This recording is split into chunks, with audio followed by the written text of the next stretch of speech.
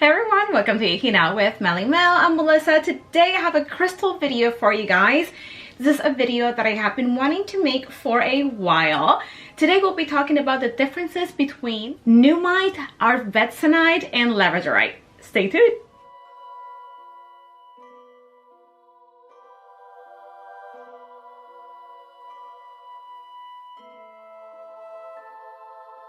Alrighty guys, so as usual, first things first, I am not an expert, I am a beginner, I am still learning, and while I love crystals and their metaphysical properties, crystals are not a replacement or a substitute for a doctor. So if you do not feel well, please go to a doctor first, and then you can use your crystals to aid you as well. Now, for the sake of the informational content of this video, I use several sources. I use the Crystal Bible by Judy Hall, volumes 1, 2, and 3. I also use information from the Crystal Council, Tiny Rituals, and crystalsandjewelry.com. Now, why am I making this video? So it's a really simple story. It's kind of random actually. So back in December, I was introduced to Nuummite for the first time. The way this happened was because I was in Disney World with my husband and my friends, and we went to this one restaurant, and our server had this really pretty pendant on. So I asked her, hey, what is that? Is that obsidian? Because I couldn't see it very well. And she said, no, it's Nuummite. And she started talking to me about this stone, and I was just fascinated by it. So I started doing some research on Nuummite because I wanted to learn more about it, and I also wanted my own piece, right? Now, when I was doing research on Nuummite, I noticed there is a lot of misinformation regarding Nuummite. A lot of sellers are mislabeling their crystals as Nuummite and selling them as Nuummite when they are not Nuummite, right? So that inspired me to make this video. Today we're going to be focusing on the differences between Nuummite and Arfvedsonite and Labradorite. Now, Arfvedsonite and Labradorite are crystals that are commonly mislabeled as Nuummite. So today's video is going to really focus on how to tell these crystals apart. This video is really going to focus on where these crystals come from and also their metaphysical properties. Originally, I was going to also talk about Coppernite, also called Coppernite, in this video, but because I do not own a piece of Coppernite in my personal crystal collection, I decided to not go deep into Coppernite. But just to let you know, Coppernite is also commonly mislabeled as Nuummite. Now, the two biggest differences between Coppernite, again also called Coppernite, and Nuummite is that Coppernite comes from India.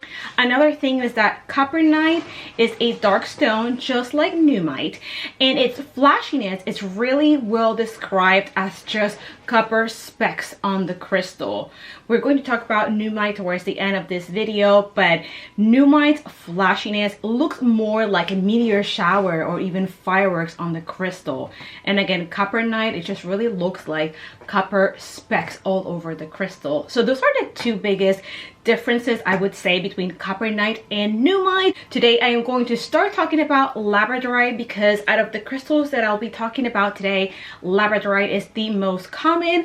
Then we're going to move on to Arfvedsonite, and we're going to end with Nuummite. So let's get started. Alrighty guys, so for the flow of this video, I will just be reading down everything that I wrote. I try to make myself really organized for this video so that everything flows smoothly.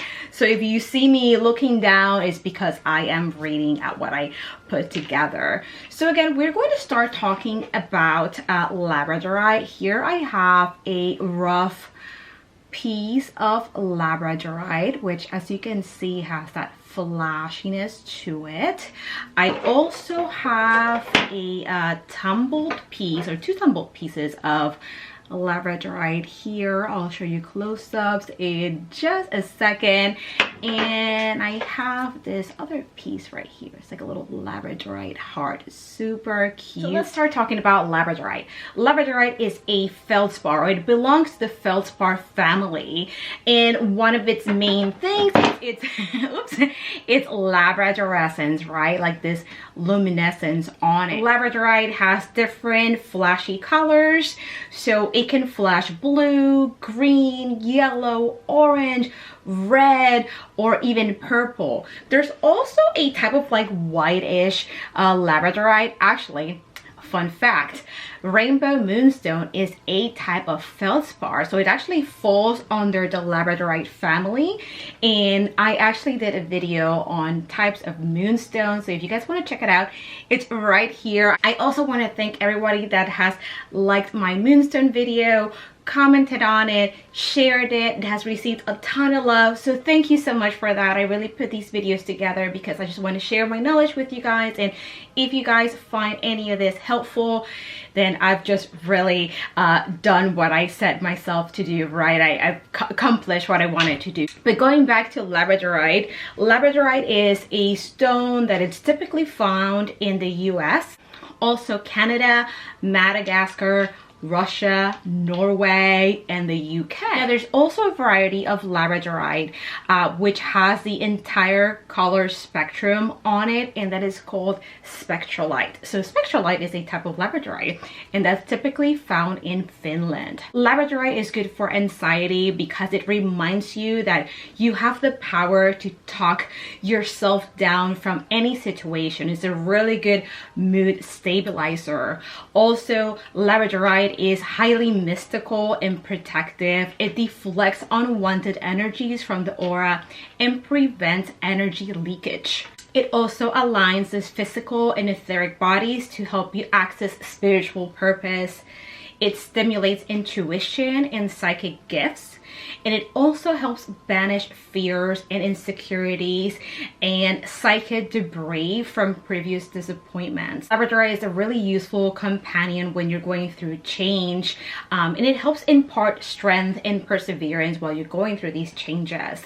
Also, labradorite helps ignite the imagination. It also helps with disorders of the eyes, the brain. It helps relieve stress. It regulates metabolism. It treats cold. It balances hormones. Again, it's a really good mood stabilizer. And it helps lower blood pressure. It helps with PMS. And again, it helps with anxiety. Now, labradorite is connected to the throat and third eye chakra. So again, it's a really spiritual stone. It is protective, and it's really good with your emotions. So it's like a really good spiritual stone altogether.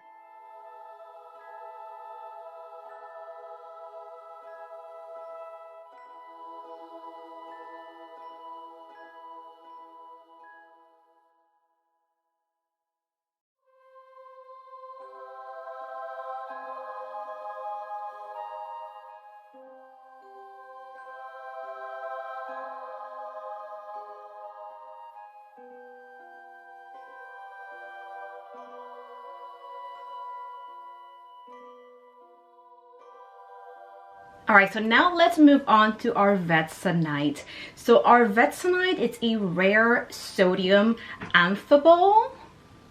And I have a piece of Arfvedsonite right here. As you can tell, it's already pretty similar to labradorite. I'll show you close-ups in just a second. Now the colors. So Arfvedsonite ranges in color from dark black with high flash blue inclusions to deep blue or blue green. It was discovered around 1823 by Johann August Arfvedson, who also discovered lithium. So that's pretty cool.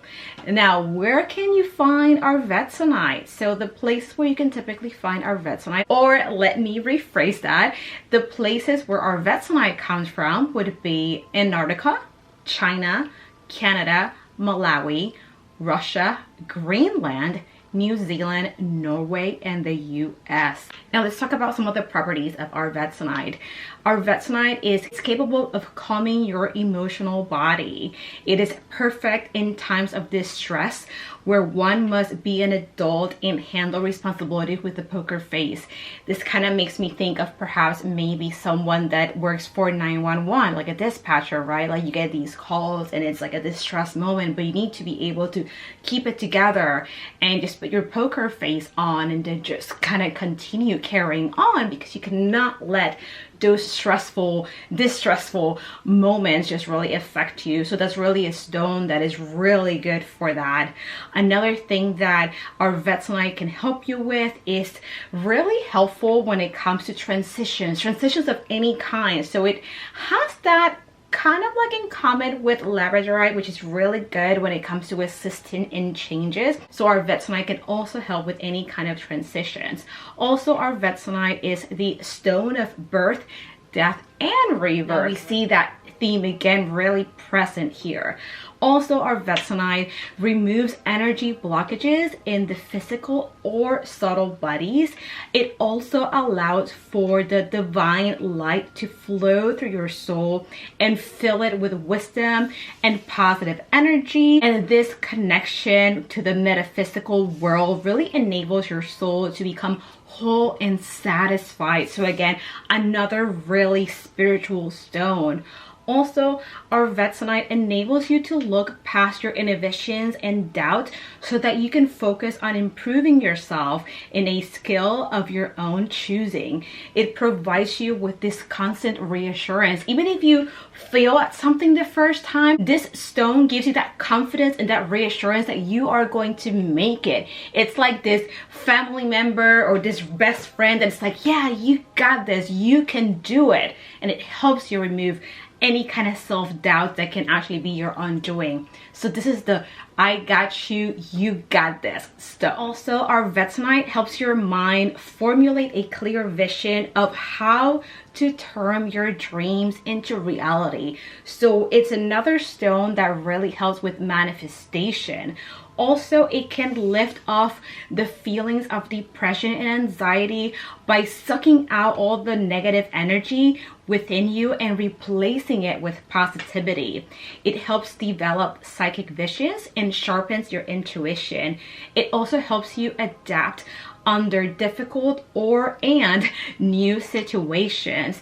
It's also really good at like pushing away nightmares and anything evil at night. And Arfvedsonite is associated with the throat chakra.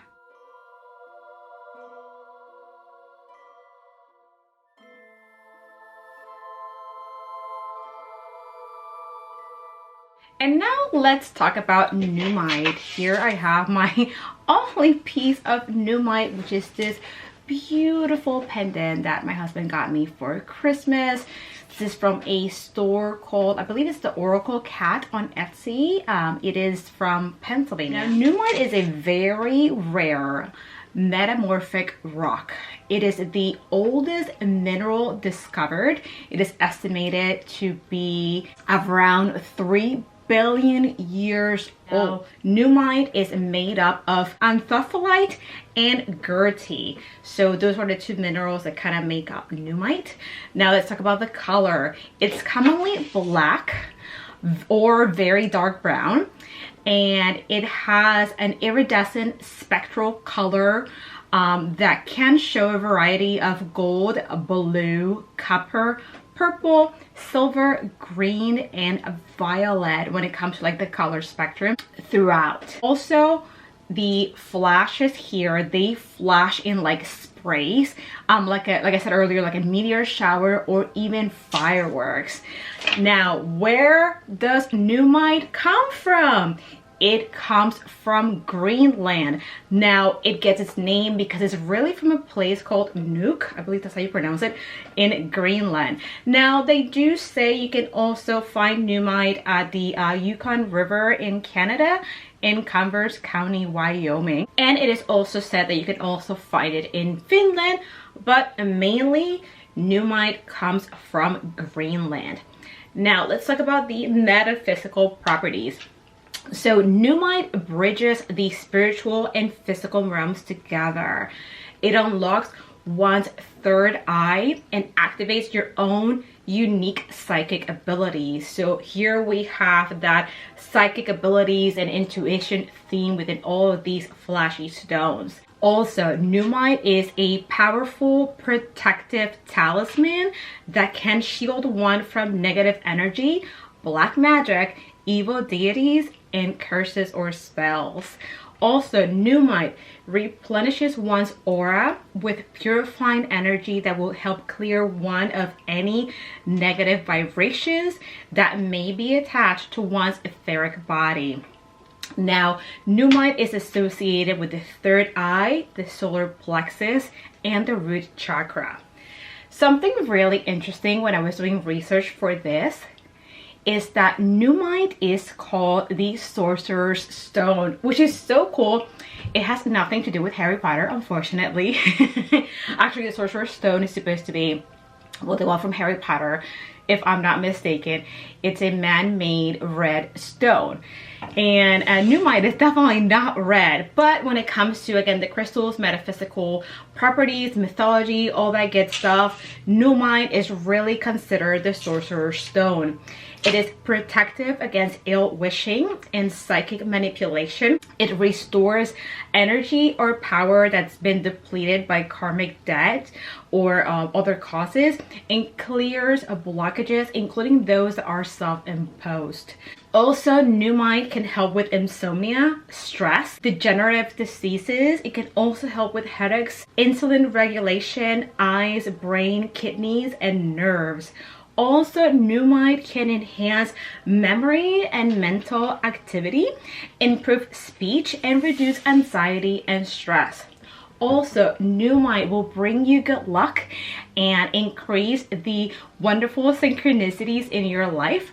Also, Nuummite has some strong grounding energy that will remedy a lack of enthusiasm caused by blockages that have built up over time. Also, it will help you release the past that has held you in a state of pain, denial, or inability, and help you move forward with joy and optimism.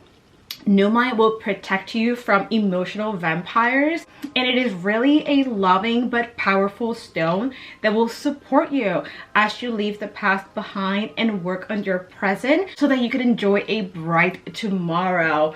So again, another spiritual stone, highly protective, and it's another one of those stones that really helps you be a better you.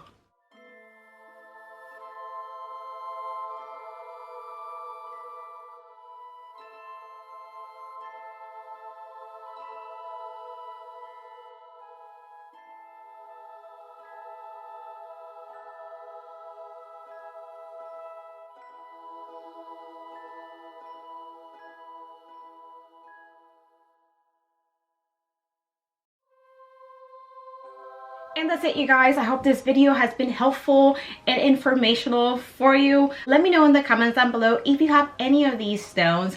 As usual, if you love the things that I talk about, definitely subscribe, comment, like, and hit that notification bell so that you can keep waking out with me. Bye!